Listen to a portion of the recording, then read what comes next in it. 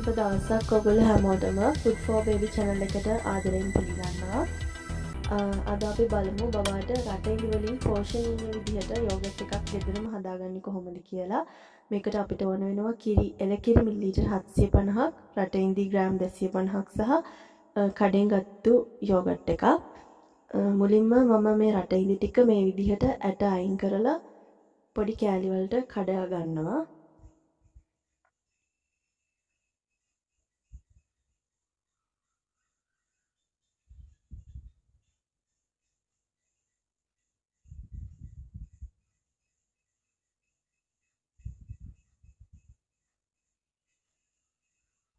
මේ විදිහට කඩාගත්ත රටෙන්දි ටික දැන් මම යන්නේ මේ ටික හොඳට බ්ලෙන්ඩ් කරගන්න.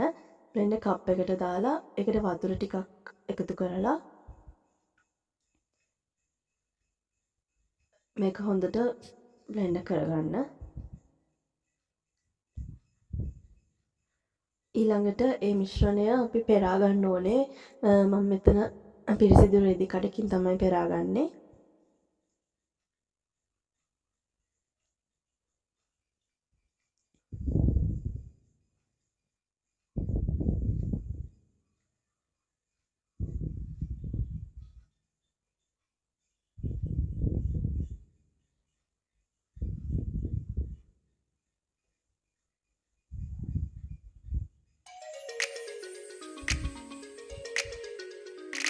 මේ විදිහට පෙරා ගන්න ඕනේ.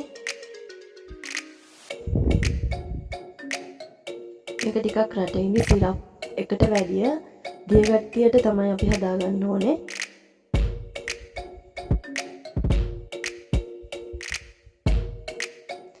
ඊළඟට අපි මේ හදාගත්ත රටෙන්දි මිශ්‍රණය රත් කරගන්නයි මම හදන්නේ.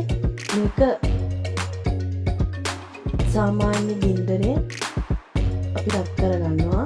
මේ විදිහට හැඳි ගන්න ඕනේ එක දිගටම.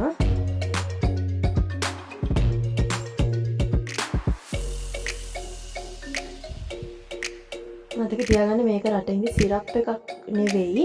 ඊට වැඩිය දිය ගතියට මෙන්න මේ විදිහට තමයි මේ මිශ්‍රණය එන්න ඕනේ. හරි, දැන් අපි යෝගට් එක හදන්න පටන් ගමු. මුලින්ම කිරි මිලිලීටර් 750 බෝතලේ මම මේ වගේ භාජනයකට දාගන්නවා.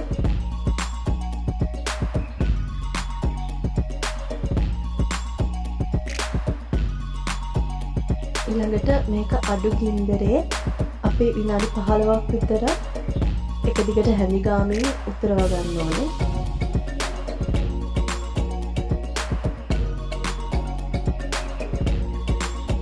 හැඳි ගානක හැන්දෙන් කලවම් කරන එක නවත්තන්න එපා. මොකද මේ ඉක්මනට උතුරන්න බලනවා.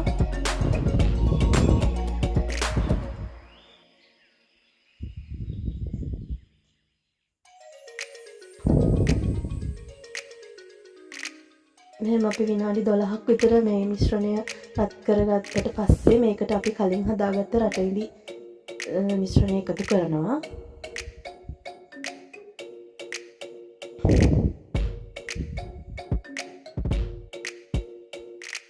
දැන් නැවත තවත් විනාඩි 3ක් විතර මේක කලින් විදිහටම රත් කරගන්න ඕනේ හැන්දෙන් කලවම් කරන ගමන්ම. අනිත් එක මේ යෝගට් එකේ විශේෂත්වය තමයි අපි මේකට ජෙලටින් වගේ බබාට හිතකර කිසිම දෙයක් එකතු කරන්නේ නැහැ.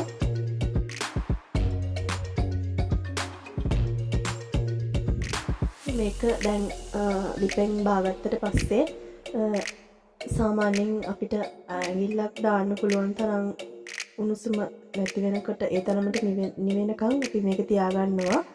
ඊට පස්සේ මේ වගේ කඩෙන් ගත්ත යෝගට් එකක් මං ගාව තියෙනවා. මේක හොඳට කලවම් කරගන්න ඕනේ.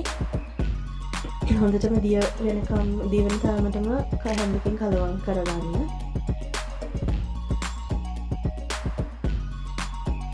ටික තියාගන්න. මේ කිරි එකට මේ යෝගට් එක එකතු කරන වෙලාව වෙනකොට කිරි එක හොඳට නිවිලා තියෙන්න ඕනේ. රසන පිටින් එකතු කරන්න එපා.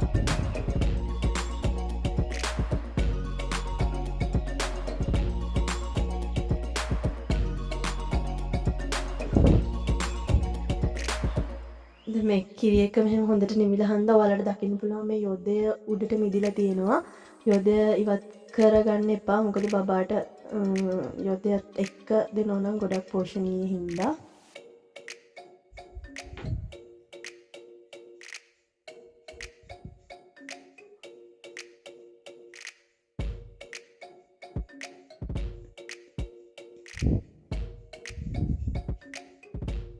අනේ තරමට ඇඟිල්ල දාන්න පුළුවන් තරමට හිමුණට පස්සේ අපි මේ යෝගට් එක හොඳට දිය කරගත්ත යෝගට් එක මේකට එකතු කරනවා.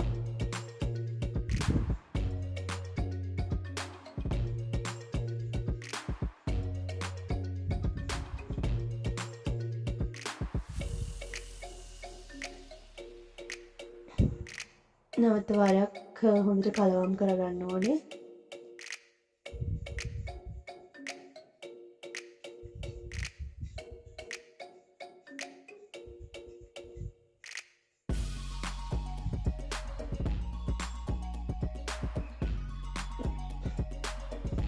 ඊළඟට අපි මේ යෝගට් මිශ්‍රණය හොඳට පෙරා ගන්න ඕනේ. කිරි මිශ්‍රණය.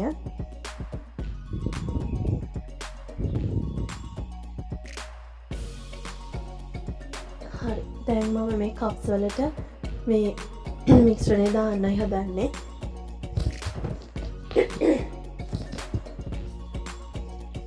මේ කප්ස් ඔයගොල්ලෝ ගන්නවා නම් කඩේ සුළු මුදලක් තමයි වෙන්නේ.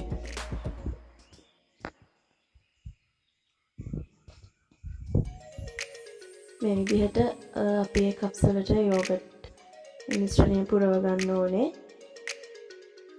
කිරි මිලිලීටර් 750කින් මේ වගේ කප්ස් 11ක් හදා ගන්න පුළුවන් අපිට.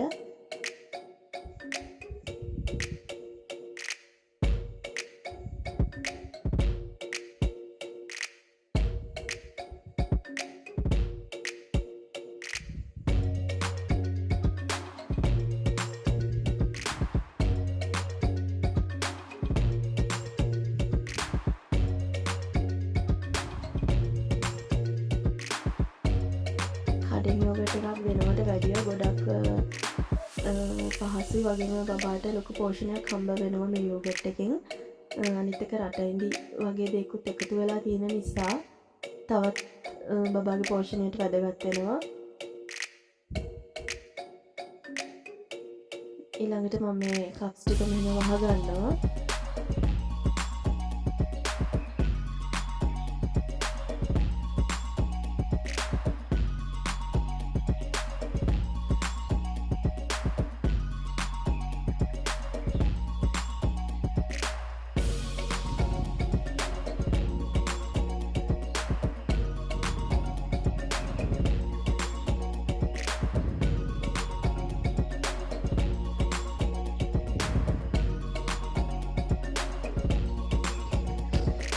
ඊළඟට වැදගත්ම දේ තමයි දැන් අපි මේ හදාගත්ත යෝගට් ටික පැය 10ක් පමණ අඳුරු ස්ථානයක තමයි තියන්න ඕනේ.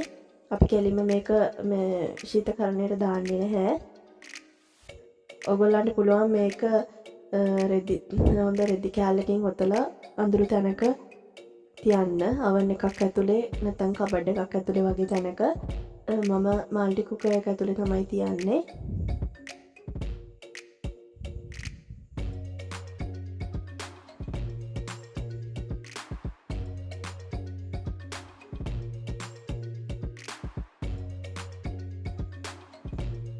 මේ විදිහට වහලා පැය 10ක් අපි මේක තියලා ඊළඟට ෆ්‍රිජ් ශීතකරණයට දාගන්න පුළුවන්.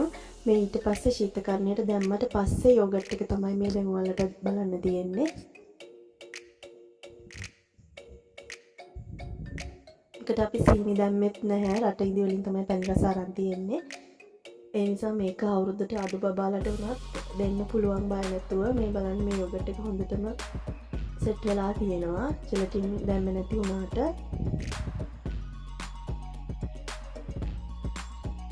ඔයගොල්ලොත් මේක ගෙදර හදලා බබාලට දීලා බලලා ඔයාලගේ අදහස් අපිත් එක්ක බෙදා ගන්න. ගොඩක් ස්තුතියි අද වීඩියෝ එක බලපු ඔයගොල්ලෝ හැමෝටම.